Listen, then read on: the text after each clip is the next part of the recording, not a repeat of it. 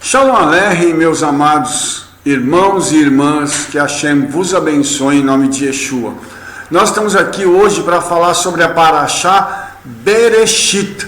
E hoje gostaria de destacar dentro da Parashá Bereshit os 7 céus. Vejamos aqui. Nós vamos trabalhar com o primeiro versículo da Parashá Bereshit, que diz: no princípio criou Elohim os céus e a terra. Bereshit bara Elohim et hashamayim ve'et haaretz. Quero salientar aqui para os irmãos que eu vou trabalhar a palavra shamayim, que está no plural, ou seja, céus, ok? E eu gostaria que através desse vídeo nós pudéssemos entender um pouco mais o significado dos céus e tudo aquilo que está relacionado a eles nas Escrituras, tá?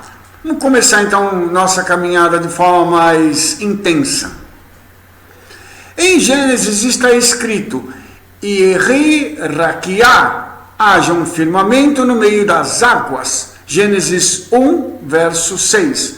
A palavra hebraica Yeri, que significa haja, possui o valor numérico na gematria de 7. Daí se deduz que foram criados 7 céus. Então, essa é uma assertiva dos nossos sábios, que através disso tiraram esta conclusão de que existem 7 céus. E depois, quando a gente começa a estudar isso aí, a gente vai perceber outras coisas interessantes. E veja bem o que foi encontrado aqui. No relato da criação do mundo, encontramos na Torá: no princípio criou Elohim os céus e a terra, Bereshit 1:1.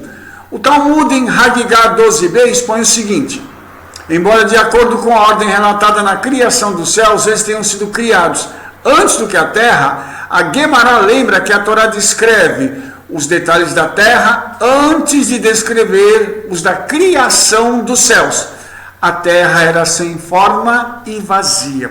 Bereshit 1:2.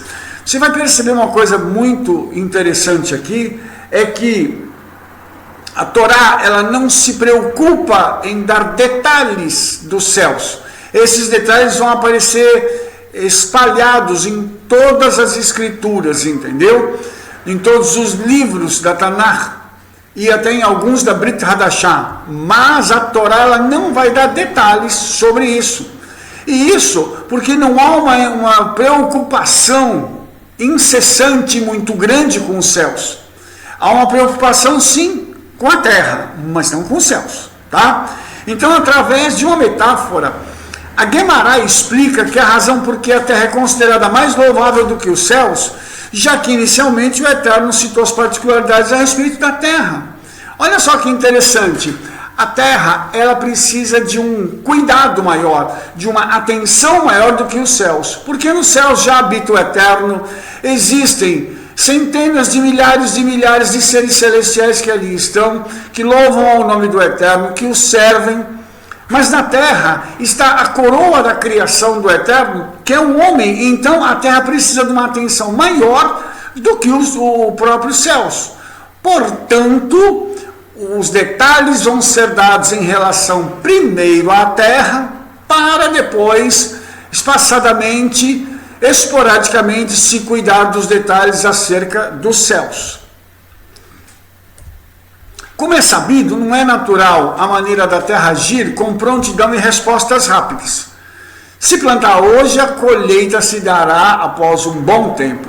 Na terra, as coisas elas têm um tempo de maturação mais longo. As coisas acontecem de forma gradativa, ou seja, um ato ele precisa ser pensado, maturado para que ele seja então desdobrado diante dos nossos olhos, se falando de colheita, se falando de resolver problemas, às vezes até de fechamento de negócios. Para que um negócio seja fechado, há todo um processo até que a conclusão possa acontecer.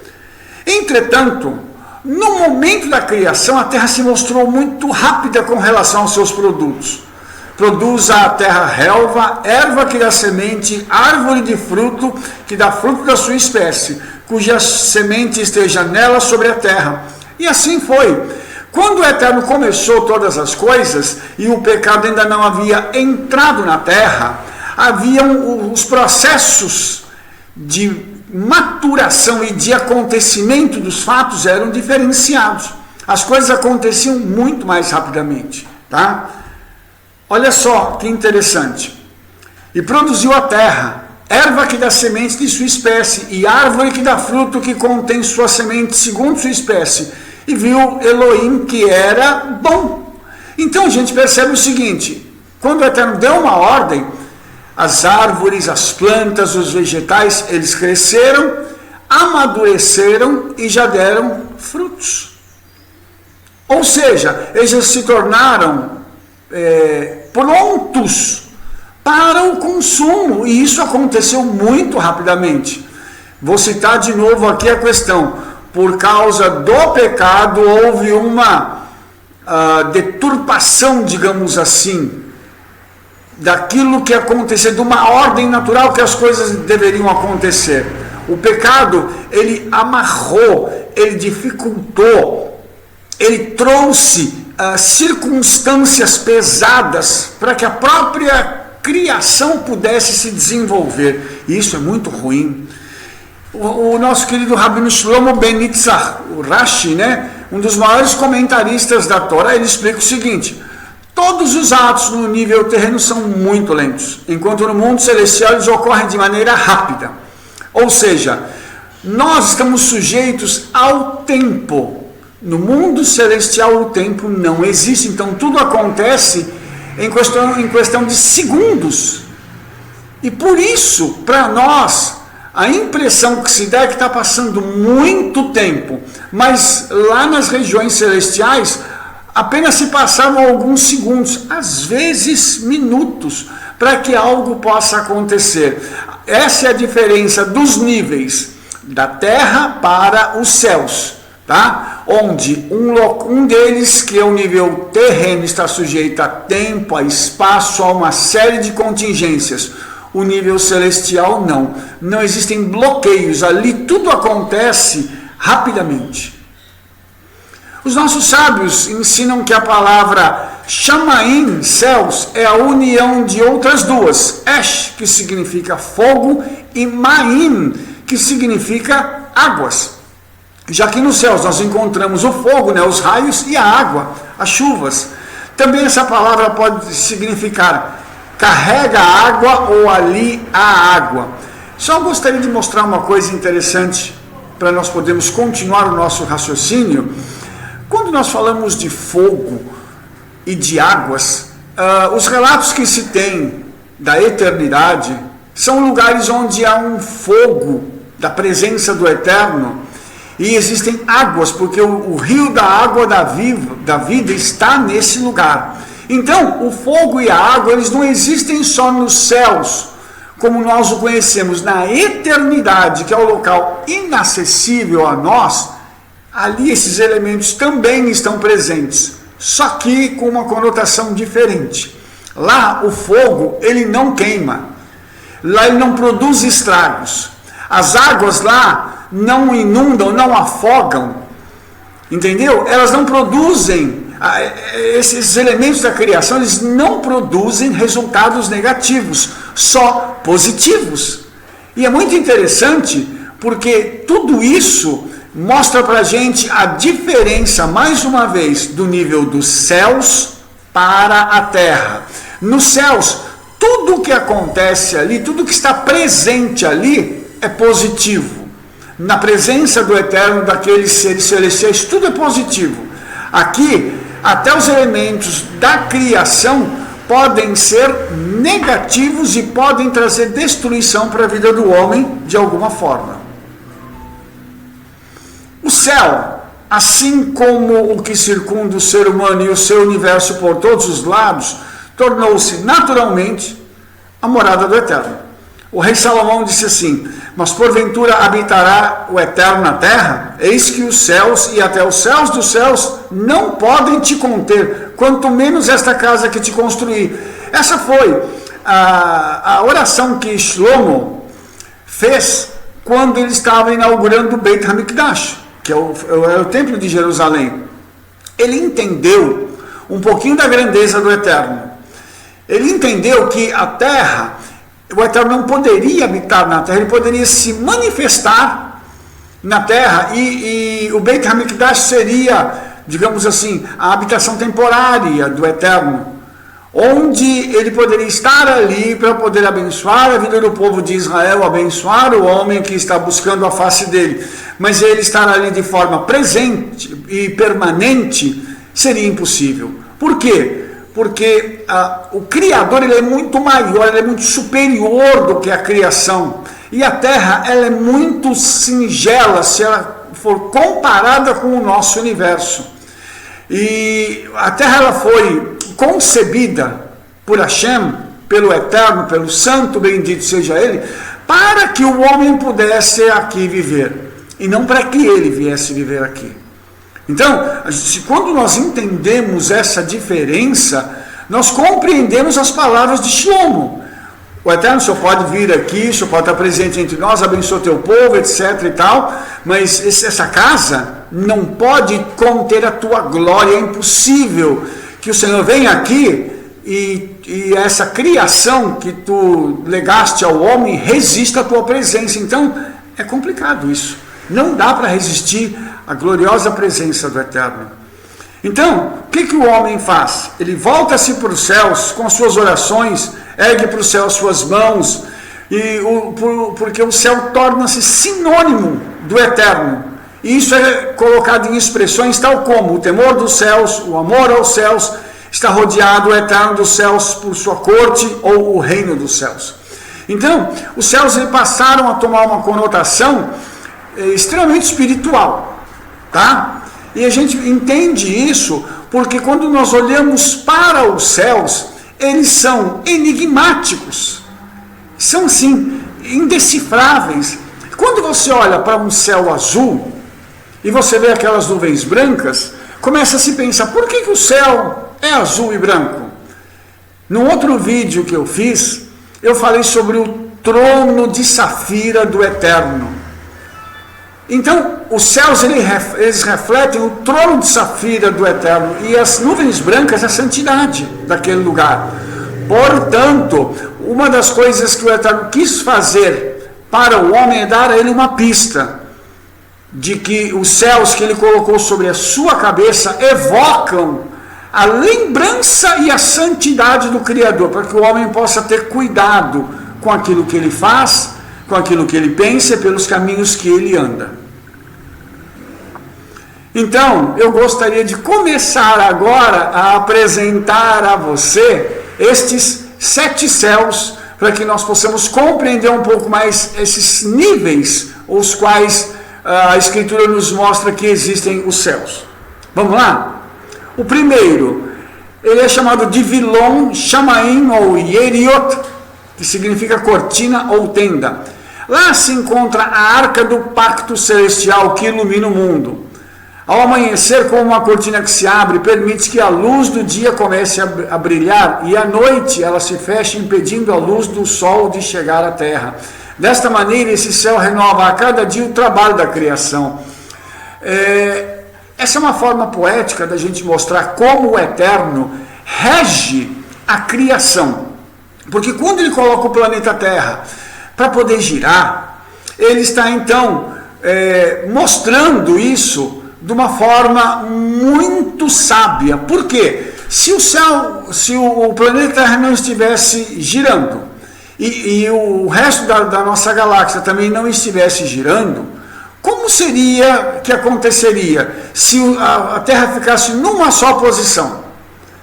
Então, o dia e a noite seriam possíveis? Certamente não. Então a gente percebe que esse primeiro céu, o Vilon, Shamaim ou Yeriot, ele é de forma poética demonstrado como aquele céu que se abre e se fecha para que a luz venha e para que a luz se esconda, tá? Nós temos também em Isaías 40, 22, e a arca do Eterno mora entre cortinas e Yeriot, ou Ele que estende os céus com uma cortina e os molda com uma tenda. Por que você está lendo esses versículos comigo agora?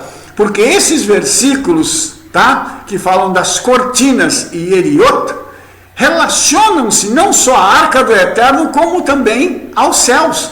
Então, a associação que a Escritura faz entre os céus como uma cortina e como morada da Arca, nos remetem à imagem de que quando essa arca, quando os céus se fecham, a arca então está ali e vem a noite, mas quando se abre tem a luz. Então isso é muito interessante a gente perceber a forma de interpretação das Escrituras. Então, nesse primeiro céu, nós podemos aperfeiçoar nossa experiência com o Eterno na contínua recriação de tudo que existe. Por quê? Dentro da tradição judaica, todas as vezes que um dia começa e depois termina, é como se o Eterno estivesse recriando todas as coisas. Ou seja, há uma oportunidade para que o homem possa recomeçar através do dia e da noite, ou melhor, da noite e do dia, porque na Escritura o dia se inicia com o cair da noite. Então o homem ele tem aquela oportunidade de primeiro descansar para depois ele trabalhar, obedecendo assim o padrão da Escritura. Quando Adão foi criado, a primeira coisa que ele fez, guardou o Shabat, ou seja, ele descansou. Isso é muito interessante a gente parar para perceber, porque quando Adão para descansar, ele então vai guardar o Shabat, vai servir ao Eterno. E a cada dia, quando ele se inicia, nós fazemos o quê? Descansamos primeiro, para que depois nós possamos iniciar o nosso dia de trabalho. Bem coerente, né, com a criação. O segundo céu, ele é chamado de Raquia, firmamento ou expansão. Em Raquia, o sol, a lua e as estrelas e as constelações estão suspensos. Então nós temos lá em Bereshit 1, 6, 8 e 20, né? Haja um firmamento, Raquia, no meio das águas. E Elohim chamou ao firmamento céus. Sobre a face do firmamento, Raquia dos céus. Então esses três versículos mostram para a gente que nós estamos falando de um céu estelar, ou seja, nós não estamos falando desse primeiro nível que nós estamos enxergando, nós estamos falando já de um céu estelar, onde os planetas e corpos celestes estão. Esse lugar é chamado de Raquia, de firmamento, ok? Para que a gente possa entender isso e compreender a linguagem das Escrituras, que esse já é um segundo nível de percepção. Nós podemos perceber esse primeiro nível que está sobre as nossas cabeças, nós olhamos para cima, vemos o céu azul, percebemos o segundo nível, tá? Já através de equipamentos aí, que é o Raquia, e só, nós não conseguimos adentrar os outros níveis de percepção dos céus. Por quê? Porque nós somos tão pequenos e tão limitados que nós não conseguimos atravessar além daquilo que é material. Porque essa é a percepção que nós temos com os nossos olhos, a percepção que nós chamamos de percepção material, tá? Física. Isso está ligado a essa fisicalidade do momento em que nós conseguimos olhar e fazer distinção entre uma coisa e outra.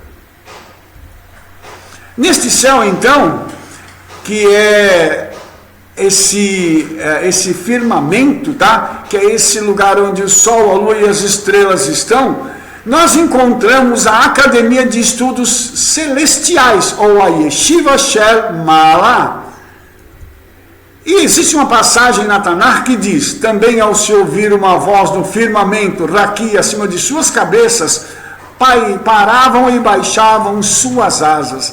Olha que interessante, os seres celestiais estavam ouvindo uma voz que estava falando no firmamento, acima de suas cabeças. Isso mostra para a gente o seguinte: existem seres celestiais que estão nesse nível, digamos assim, do firmamento, onde estão os corpos celestes, e que ali existem vozes que estão falando e, segundo a tradição rabínica, né, é o local onde os sábios, onde aqueles que morreram já, ensinam na academia celestial aqueles que precisam ter um entendimento maior das Escrituras.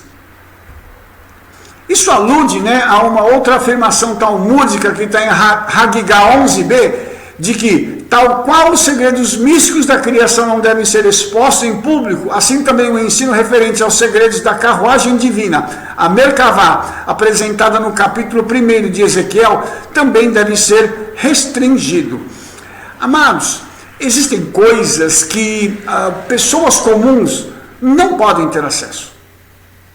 Existem coisas que nós precisamos ter o cuidado de ensinar para as pessoas que estão preparadas. E para isso, há uma longa caminhada. Infelizmente, existem muitos hoje que se dizem mestres, que querem ensinar, mas que nunca tiveram contato com uma academia rabínica, uma yeshivá, nunca tiveram rabinos que sejam seus mestres, nunca tiveram acesso a um material mais sério e completo sobre isso. E eles saem pegando partes, pensando partes disso, que existem algumas coisas na web, né, na internet, e depois saem por aí fazendo as afirmações mais malucas de que se pode ter notícia, e levando outras pessoas a se perderem.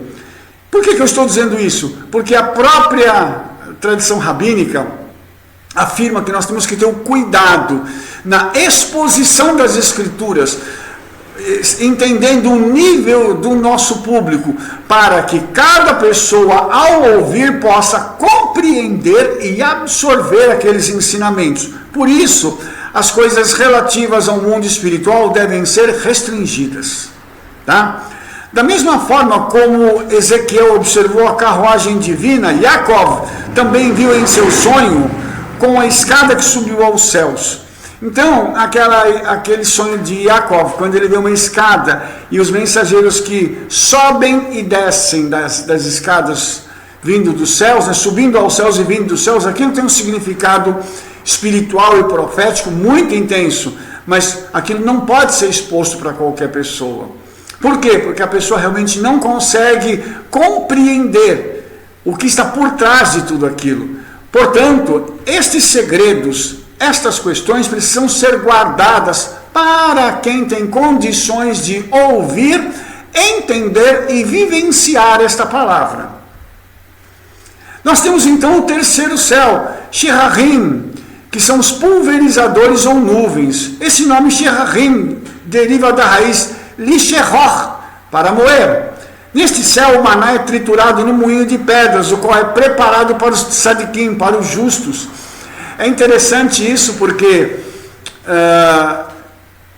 o povo de Israel teve uma experiência no deserto quando eles comeram esse maná. E esse maná eles comeram porque lá no terceiro céu ele foi moído, triturado e depois entregue para o povo de Israel poder alimentar-se dele. Ou seja, os justos comem comida vinda do céu. E espiritualmente isso aqui é uma verdade muito intensa. Se você entendeu isso, todo justo, ele vai se alimentar de uma comida vinda genuinamente do céu, sem mistura. E isso é algo que cada um de nós, que almejamos uma entrada maior, um conhecimento maior no reino espiritual, precisamos buscar. Para isso, é necessário irmos às fontes corretas, com as pessoas certas, para recebermos tudo isso da parte de Hashem. Uma outra coisa interessante, né, que no livro de Salmos nós temos escrito assim: entretanto, deu às nuvens, Sherarim, instruções e abriu as portas do céu, fazendo chover sobre eles o maná. Salmo 78, 23 e 24. Imagine você ter a experiência de comer uma comida vinda dos céus que não te faz mal, não te deixa empanturrado, não libera resíduos, e é uma comida que, quando você come, ela tem o gosto que você deseja. Ou seja, se você estiver com vontade de comer algo, aquela comida vai ter aquele gosto na sua boca. A aparência dela vai ser sempre a mesma, porém o gosto não. O gosto vai ser de acordo com aquilo que a sua alma deseja. E as portas dos céus foram abertas para que pudesse chover maná sobre o povo de Israel. Também nós temos em Deuteronômio, o Deus que sempre está em tua ajuda e que cavalga nos céus com sua glória. Então, esse terceiro céu, o Sherarim, ele também é um caminho para que o Eterno possa passar por ele, para atingir a terra, para poder socorrer os seus filhos. Entendeu? Olha que interessante isso. As hostes celestiais passam por esse lugar para poderem chegar na terra e auxiliar os justos. Homens e mulheres de Deus que clamam, que buscam, que têm uma intensidade de vida em obediência à palavra do Eterno, e todas as vezes que precisam, são socorridos pelos céus. Aqui, a nossa experiência com o Eterno nos chama pelo nome e nos dá uma missão a ser cumprida na terra. Outra coisa bem interessante, nós somos chamados para cumprir algo na terra pelo nosso nome. Nós não somos chamados de forma aleatória, mas somos chamados de forma específica, com um ministério específico para atingir um objetivo específico. Tudo tem um propósito, e antes dos propósitos de Hashem serem cumpridos, a nossa vida não cessará nesta terra. Sherarim, nesse lugar também está a árvore da vida, onde é preparado o maná que os anjos comem, né? Tem a divisão do setor norte e sul, mas não no sentido geofísico. É o mundo dos mortos e também o lugar para onde vão os salvos e os perdidos.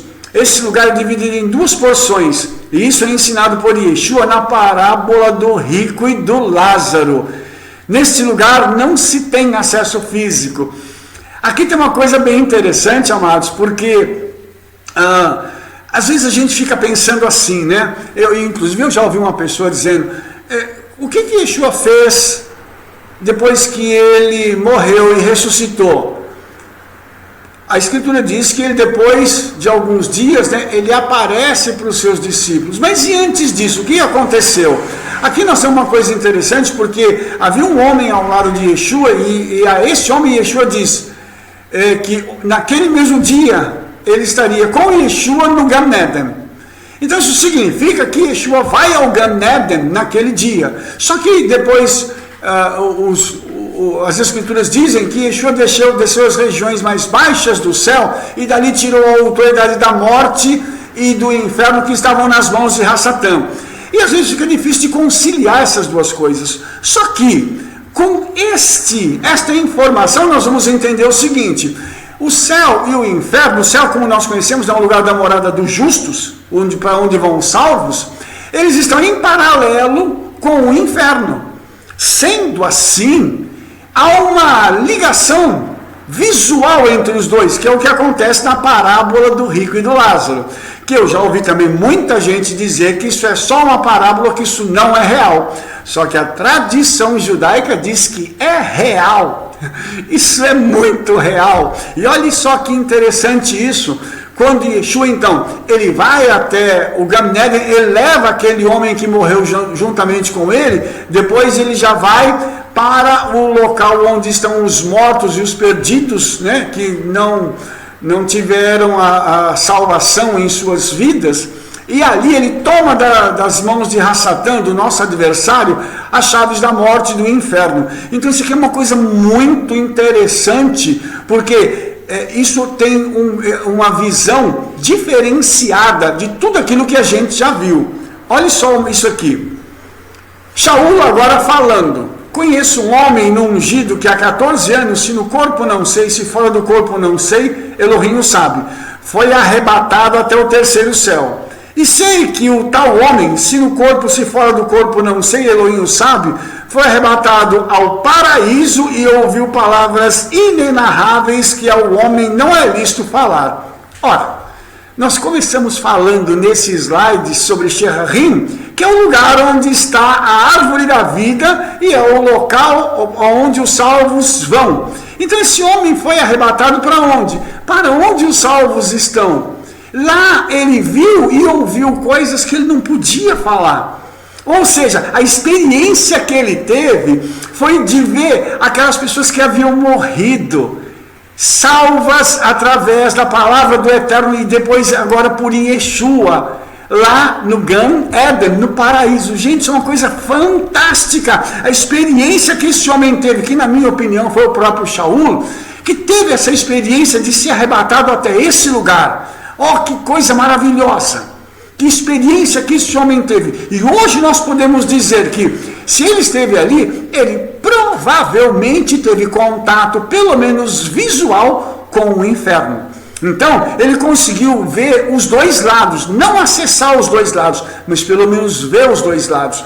O que trouxe para ele um temor e um tremor muito grande em seu coração e uma responsabilidade de continuar anunciando que Yeshua é o Messias prometido da casa de Israel. E foi aquilo que Shaul fez. Tanto que quando ele chegou no final da vida, ele diz uma frase que é uma coisa fantástica. Ele diz assim: combati o bom combate, acabei a carreira e guardei a fé. Desde agora a coroa da justiça está preparada a mim, e não somente a mim, mas também a todos aqueles que o temem e aguardam a sua vinda. Então você percebe que ele tinha certeza do que ele tinha feito e para onde ele ia. Isso é uma coisa fantástica, porque certamente ele já tinha estado naquele lugar para onde o Senhor o levaria. Então, Sherarim, esse terceiro céu, é um lugar maravilhoso. O quarto céu, Zevul, que em hebraico significa templo ou casa. Neste céu encontra-se o altar do templo sagrado da Jerusalém celestial, sobre o qual o grande príncipe angelical Miguel oferece suas oferendas de sacrifícios. Em Isaías nós temos então: dos céus volta para baixo o teu olhar e mira-nos de tua sagrada e gloriosa casa, Zevul. Ou seja, o Eterno olha do sétimo céu até o quarto céu e vê a gloriosa casa dele, né, que é a Hadashah Jerusalém, a Nova Jerusalém. E aqui tem uma coisa interessante também, irmãos, porque Moshe, quando ele subiu aos céus, o Eterno levou ele até esse lugar aqui, ele viu essa cidade, ele viu os móveis que estavam lá, e foi dali que ele tirou o modelo do tabernáculo e de todos os móveis que ali estavam. Isso é uma outra coisa também fantástica, porque a tradição judaica mostra para a gente que existiram homens com a capacidade, com a santidade, a intimidade tão grande com o Eterno, que o Eterno deu a eles a chance de verem esse tipo de coisas. Voltando só à questão de Shaul, você imagina que aquele homem era um perseguidor, e o Eterno, através de Yeshua, deu para ele o privilégio de ir para o terceiro céu. Então, amado, as coisas que a gente faz no passado, elas contam, sim, elas têm o seu peso, mas o mais importante é o que nós fazemos depois de nós termos Yeshua na nossa vida, e como as coisas vão terminar, porque para quem se arrepende e começa a ter um nível de intimidade maior com o Senhor, as coisas começam a ser mostradas de uma forma muito mais clara e sobrenatural. A Jerusalém celestial, ela é construída como a Jerusalém terrestre, mas ao invés dela elevar-se pedra sobre pedra, como essa última, está sendo levantada através das ações de bondade, verdade e justiça entre os seres humanos. Uma das coisas que a tradição judaica diz é que essa cidade ela está sendo aprimorada pelos nossos atos, pelas nossas orações, pela nossa justiça. Cada vez que os santos aqui se esforçam em obedecer, se esforçam em estar na presença do Eterno, essa cidade ela é não só confirmada, ela é adornada com a justiça de pessoas, com a bondade, com a verdade. Quando eu e você dizemos a verdade, isso adorna a Hadashah e Jerusalém. Os céus então recebem aquilo que nós fazemos aqui na terra e transformam isso em coisas belas, maravilhosas, que serão manifestadas já num futuro próximo em nome de Yeshua. Então a nossa experiência de Jerusalém, do templo sagrado neste céu, tal como existe no reino espiritual, está pronta a materializar isso no mundo físico. Você imagina que o livro do Apocalipse diz que essa cidade vai descer dos céus, adornada como uma noiva. Quem foi que adornou ela? Além do Eterno, fomos nós, com a nossa santidade, a nossa bondade, a nossa verdade, a nossa justiça. Ela vai vir de uma forma inexplicável e sobrenatural, para causar um impacto aqui na terra e para poder demonstrar aquilo que tem nos céus e que se manifestará fisicamente na terra. Fisicamente eu digo visivelmente, tá? Zebul é o local onde a arca original está. Um outro grupo diz que o quarto céu é também conhecido como Maon. Ali também está essa Jerusalém celestial da qual a gente falou, né? Ali estão os móveis originais do Mishkan, do templo. Moshe é arrebatado ao quarto céu e ali vê detalhes do Mishkan e também do Beit HaMikdash. Moshe foi um homem privilegiado, irmãos. Um homem humilde, um homem temente aos céus, um homem que muitas vezes foi injustiçado, acusado de coisas que ele não tinha feito, e a sua reação era fantástica. Por ele ser manso, ele se voltava e buscava ao Eterno. Então ele teve o privilégio de chegar até esse lugar. Imagine um homem poder ser levado aos céus como Moshe foi. Realmente é um privilégio único, irmãos.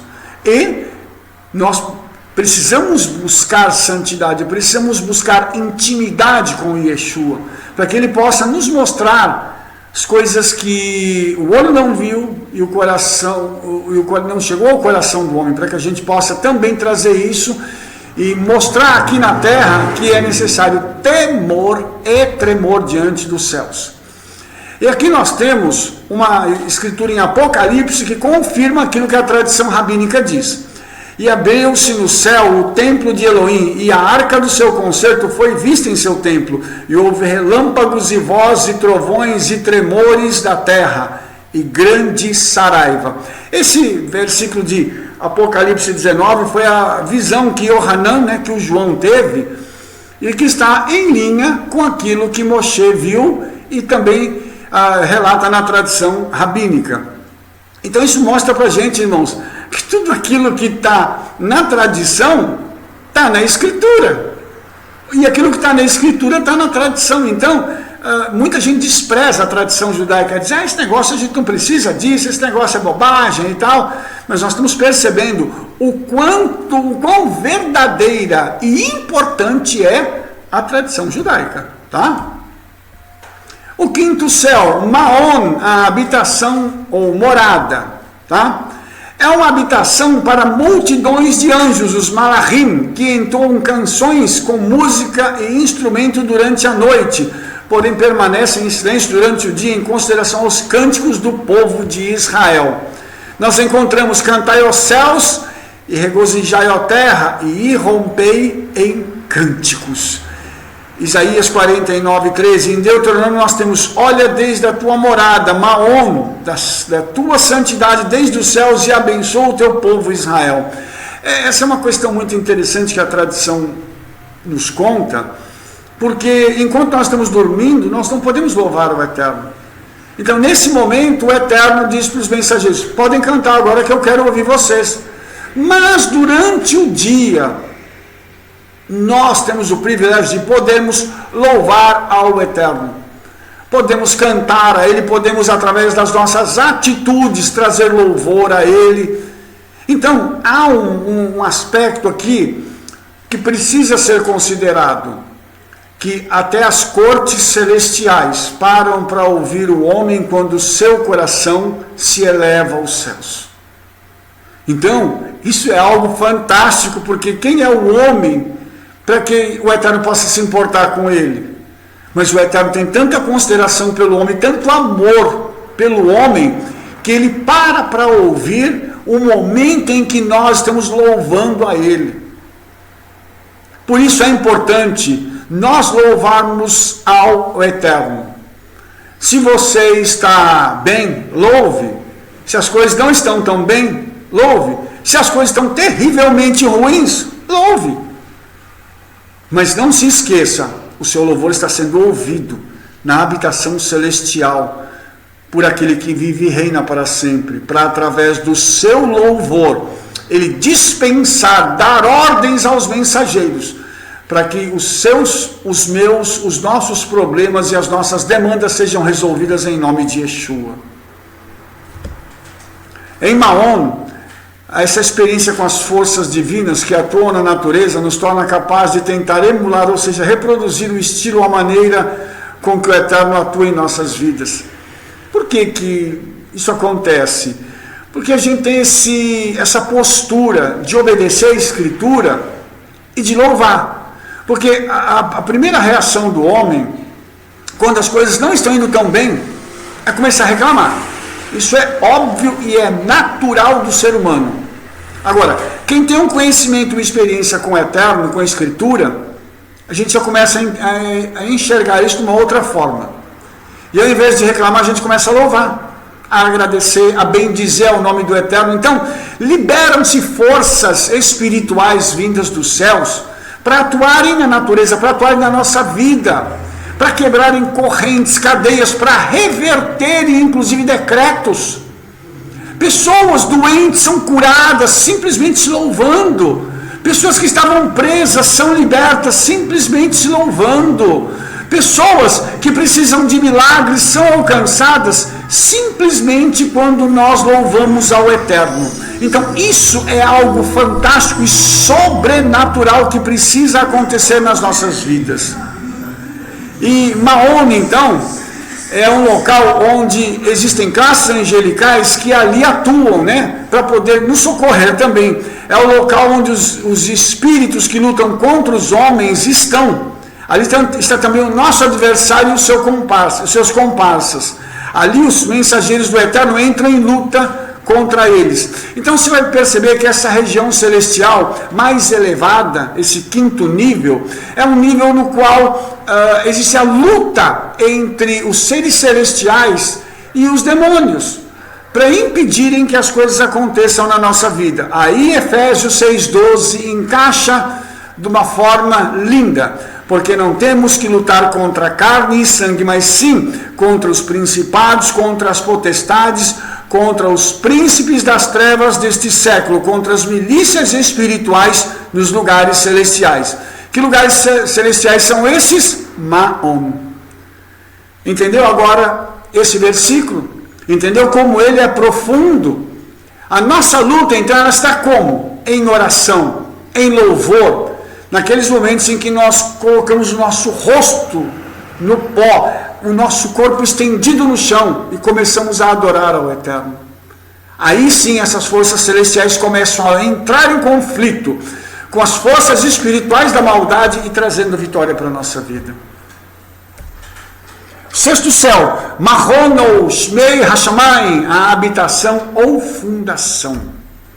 Mahon encontra-se abaixo do Kiseh Hakavod, do trono do esplendor, ou trono da glória do Eterno. Aqui se fazem os juízos sobre a terra, alguns para perdoar, outros para castigar as transgressões contra a Torá. Nesse lugar aqui, amados, é como se fosse uma corte celestial, onde as ordens são emitidas do Eterno e são preparados, aqueles documentos celestiais para que possam ser enviados para a terra com as ordens do que vai acontecer, quem vai ser julgado, quem vai ser abençoado, que tipo de ano as pessoas vão ter. São chamados de decretos celestiais. Então aqui, nesse sexto céu, é que tudo vai acontecer, tá? Por isso é tão importante a gente entender isso. Nestes céus estão os celeiros de granizo e os depósitos de neve, bem como o orvalho nocivo, além das fortes chuvas, tormentas, câmaras em que são traçados os tufões e da gruta esfumaçada com seus portões de fogo. Todas estas citadas são utilizadas para a retaliação contra os ímpios. Aí você vai notar uma outra coisa bem interessante. Estes são acidentes, digamos assim, naturais, que vêm contra aquelas pessoas que não temem ao Eterno, que não obedecem à palavra do Eterno. Ou seja, tudo isso vai fazer com que nós entendamos o porquê o Eterno então permite que certos lugares do mundo aconteçam enchentes, terremotos, aí a gente vê furacão, aí a gente vê tanta coisa ruim acontecendo, deslizamento de terra, matando um monte de gente e tal. E a gente fala assim, misericórdia, por que está acontecendo tudo isso? A resposta é simples, é uma punição contra aquelas pessoas que desobedecem ao Eterno. Então, é por isso que nós precisamos entender a necessidade de sermos obedientes, para que aquilo que foi produzido nesse lugar não nos atinja. E aí você vai ver uma coisa assim muito importante também acontecer. Nós vimos em algumas tragédias, por exemplo, que as casas de pessoas foram poupadas. Algumas casas ficaram em pé no meio de um tufão, de um terremoto. Aí você fala assim, mas por que essa casa ficou de pé? E quando você vai analisar e vai perguntar quem é o dono da casa, você vê que é um justo. E o Eterno fez com que o seu arrebalde ao derredor ficasse destruído. Mas a casa daquela pessoa foi preservada. E isso mostra para a gente o cuidado do Eterno e a veracidade da sua palavra. Então, vamos lá. O Salmo 33, 13 e 14 diz assim, ele está envolvido por densas e escuras nuvens, justiça e direito formam as fundações marrom de seu trono. Olha que coisa tremenda. Então nós vamos ver aqui que a justiça e o direito são a base do trono do Eterno e estão no sexto céu. Por quê? Porque quando ele manifesta o juízo contra os habitantes da terra, ele está exercendo a sua justiça e o direito que ele tem de julgar o homem que ele criou.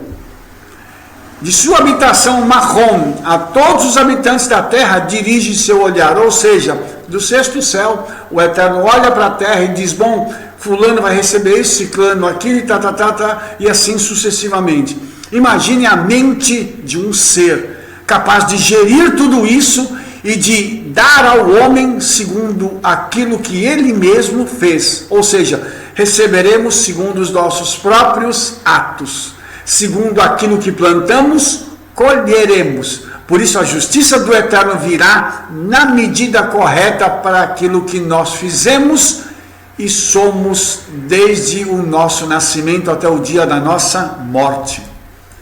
Lemos no versículo, Ve'ata tishma hashamayim marrom leshiv terro. É ali onde o Eterno habita, que as nossas preces são ouvidas e aceitas. Isso mostra para a gente também uma outra coisa. O lugar do juízo é o lugar onde as nossas orações chegam primeiro, para que quando nós intercedemos, decretos possam ser amenizados ou até mesmo mudados. Nós já tivemos casos, não só nas escrituras, como na vida das pessoas, que nós tivemos pessoas que iriam morrer, que iriam passar por tragédias, por problemas, e através da intercessão, esses decretos ou foram abrandados, ou foram anulados. Nós já tivemos esse tipo de experiência. Então, as nossas orações chegam até esse lugar com um objetivo claro, de trazer a bênção para a vida daquelas pessoas que precisam, porque intercedemos, ou abrandar os juízos do Eterno. Nós temos o sétimo e último céu, Aravot, que são salgueiros ou janelas. É o mais elevado de todos os céus. Encontram-se nele os tesouros da vida, da paz e da bênção, além do bem, da justiça e o amor. Em Aravot habitam as almas de todos os justos e as almas dos que estão destinados a nascer, além do sopro de vida com o que o Eterno vai ressuscitar os mortos. Nós temos, então, em Coelete, em Eclesiastes 12:3, as vistas dos que das janelas Aravot estendem seus olhares. Ou, ainda que o Eterno fizesse janelas, Aravot nos céus, em 2 Reis 7:2. Amados, esse aqui é é o céu final, né? É o lugar onde habita o Eterno, onde nele estão todos os tesouros da vida, da paz, da bênção, do sucesso, do conhecimento, da justiça. O amor habita naquele lugar, e o amor é o próprio Eterno. Então você imagina que neste lugar, que é o destino final, é o nível mais alto dos céus, habitam as almas daqueles que descerão para poderem nascer nesse mundo, conectados com o Criador, e que se desconectarão da sua origem para poderem vir para a Terra, para depois fazerem a sua escolha, se querem voltar ao Eterno ou se querem ir para um outro lugar. Então esse lugar é um lugar onde a vida emana, da onde sai toda a manifestação de vida para a Terra. Em Aravot, a alma, né, a Neshama, ela transporta as nossas lembranças e o registro das nossas ações perante o Eterno. É como se um livro estivesse sendo escrito, e a tradição judaica diz isso, em que as nossas ações e emoções, juntamente com as nossas lembranças, fossem para a sala do trono, para que nós possamos ser avaliados pelo Eterno dia a dia, e lá no final recebermos uma sentença, quer positiva, quer negativa. Então tudo vai chegar na presença do Eterno. E tem um dito na tradição rabínica que diz que as nossas orações, dependendo da forma como nós oramos, né, elas são transformadas numa grinalda que são colocadas sobre a cabeça do Eterno a cada dia. Existem anjos que, quando as orações chegam até a sala do trono, elas são tecidas e transformadas numa grinalda, e elas ficam na mente do Eterno, até que o Eterno possa dar suas respostas. Então isso é algo muito interessante, irmãos. Esse local é um local sublime, maravilhoso e único. Aqui nós atingimos aquele estado verdadeiro de bitul, ou seja, da verdadeira autoanulação com relação ao Eterno, tornando-nos uma carruagem divina, um veículo do Eterno para cumprir a sua vontade na criação. Quando o homem sai de lá para vir para a terra, ele se transforma nessa carruagem, e é com a carruagem divina que nós voltamos, que são os Malahim Hakedushim, os seres celestiais, os anjos, né, que nos levam de volta, para que nós possamos retornar, ir até o Gan Eden e aguardar o momento em que nós vamos rever o nosso Criador face a face. Mas aquele momento é um momento antes do nascimento de total anulação.